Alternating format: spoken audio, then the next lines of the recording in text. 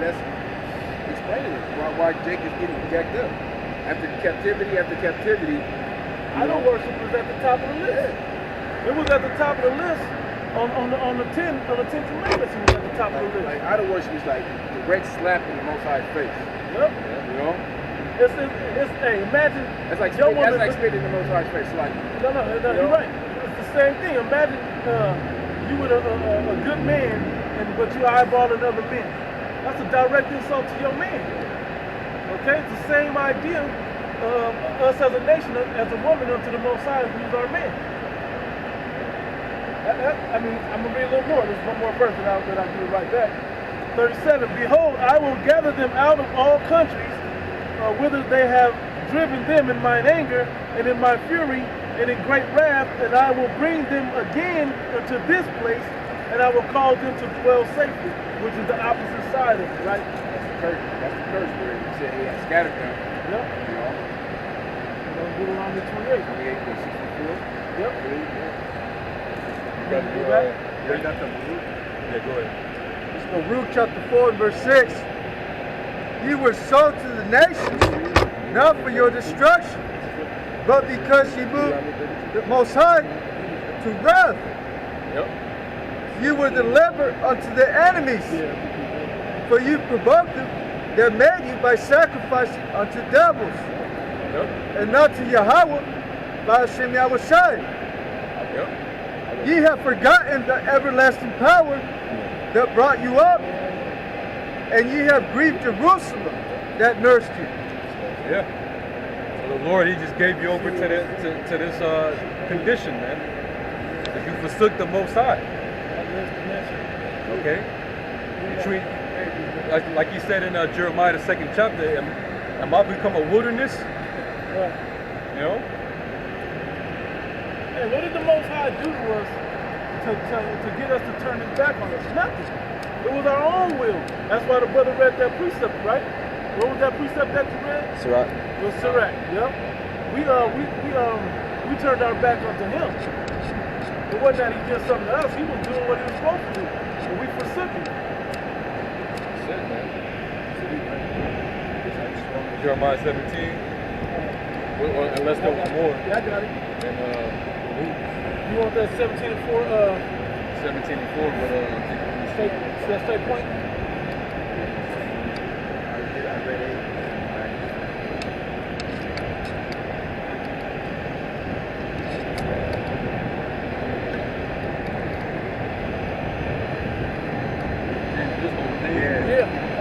Keep going out. Keep going. Verse 9. For when she saw the wrath of Yahweh coming upon you, she said, Hearken, O ye that dwell above Zion. The Most High hath brought upon me great mourning. For I saw the captivity. And Judah mourneth in language. You know, they're black unto the ground.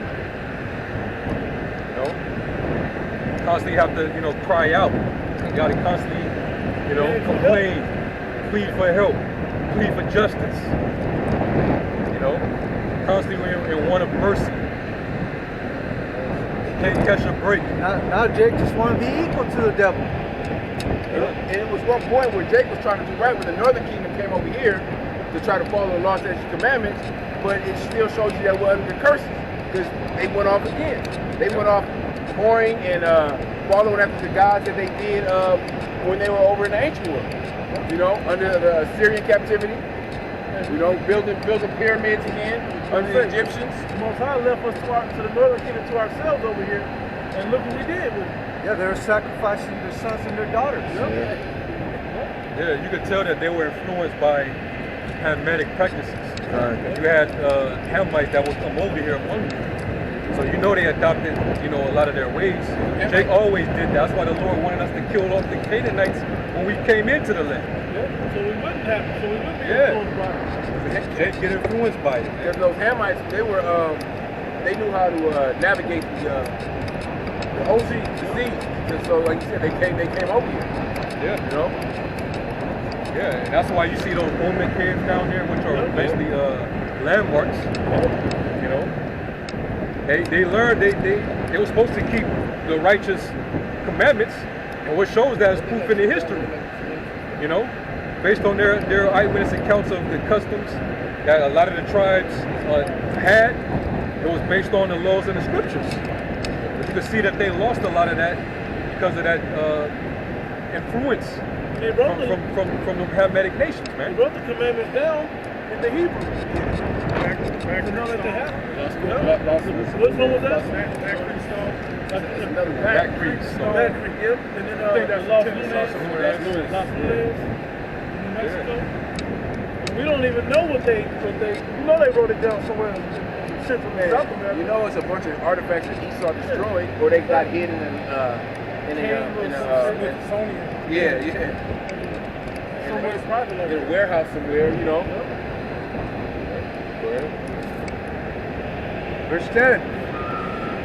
For I saw the captivity of my sons and daughters, which the everlasting brought upon them.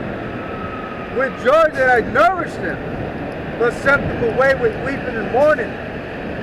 Let no man rejoice over me, a widow, a forsaken of many, who for the sins of my children am left desolate, because they departed from the law of Yahweh, Hashem Yahushai. Yep.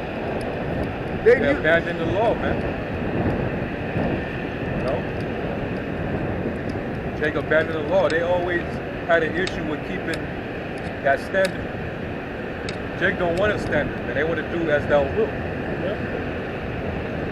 You know, whatever feels best to me, I think that's what it should be.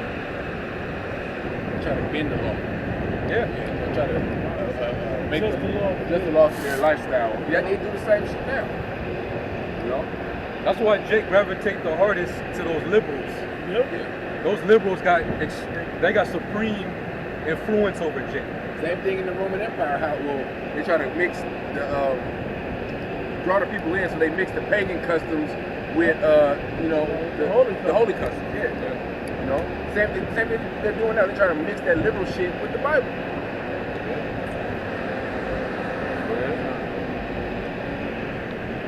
Verse 13. They knew not his statutes, nor walked in the ways of his commandments, nor trod in the paths of discipline in his righteousness. Let them that dwell about Zion come, and remember ye the captivity of my sons and daughters, which the everlasting hath brought upon them.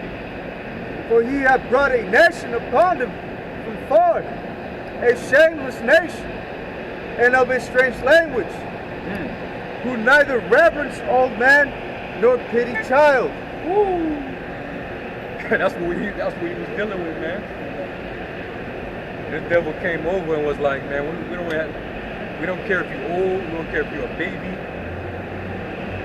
You know, this is a base man. This man has no morals, and he hates you. So what you think he was gonna do to you, man? All right, and he went overboard with it, man. The Lord gave us into his hands. He said, "To hell with dealing with them fair. I'm not gonna be fair with them because they're my enemy." You know? Exodus 1. Yeah. He may grow and join to my enemy. Yeah. Yeah. So let us, you know, put their ass to work. You know? And they did it with rigor. All right. So hey, captivity has a purpose, man.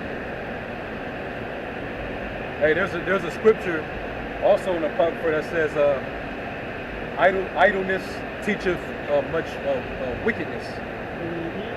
And as long as we were dwelling comfortably, that's when we would get proud and we would fall away into idol worship.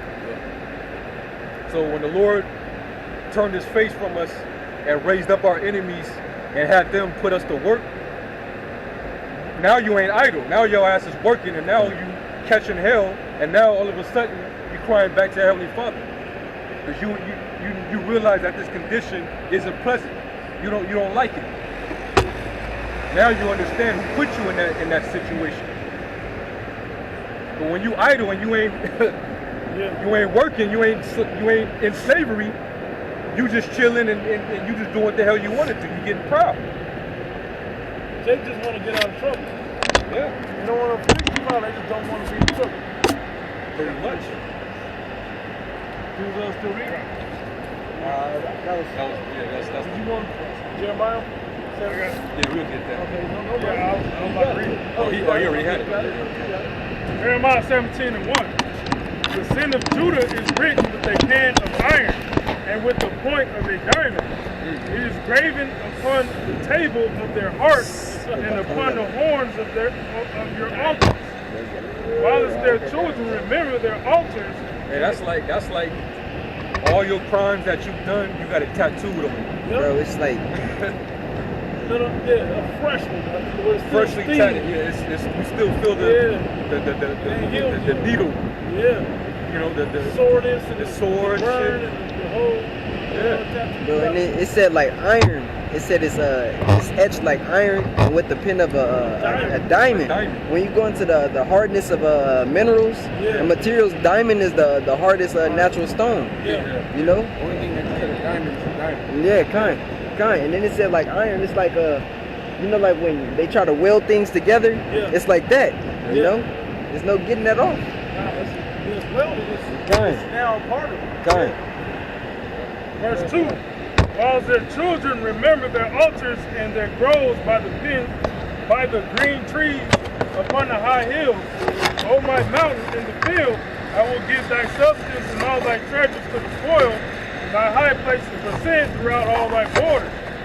And thou even thyself shalt discontinue from thine heritage that I gave thee, and I will cause thee to serve thine enemies in the land which thou knowest not, for ye have kindled a fire in my anger, which shall burn forever. If I may speak real quick, when we talk about just continue from our heritage that the Heavenly Father gave us, we were referencing Deuteronomy, the 4th chapter, when the nations would look upon us and see how wise we are.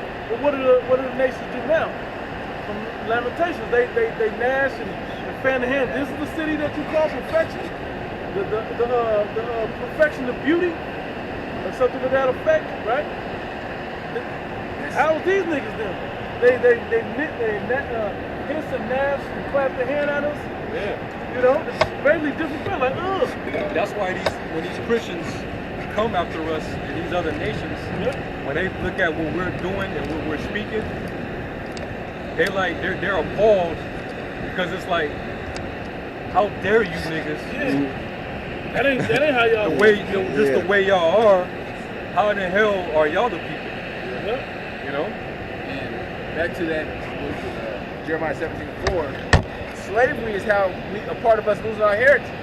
Yeah. You know? They'll beat out of us. Hundreds and hundreds of years of, of generations not knowing who we were, being cut off. You get a little piece of our history here and there and trying to piece it all together.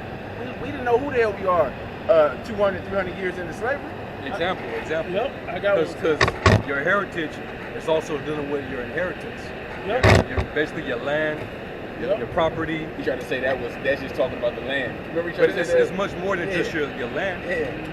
You know, the Lord gave us the land, and there was a certain way that we had to conduct ourselves in that land. Yeah. And the land is there's the people for the places for the people. Not the- Salakia. I always get. Yeah. Israel's a It's in, people before it's a in the place. Maccabees. It's say it again. Israel's a people before it's a place. It's a people before it's a place.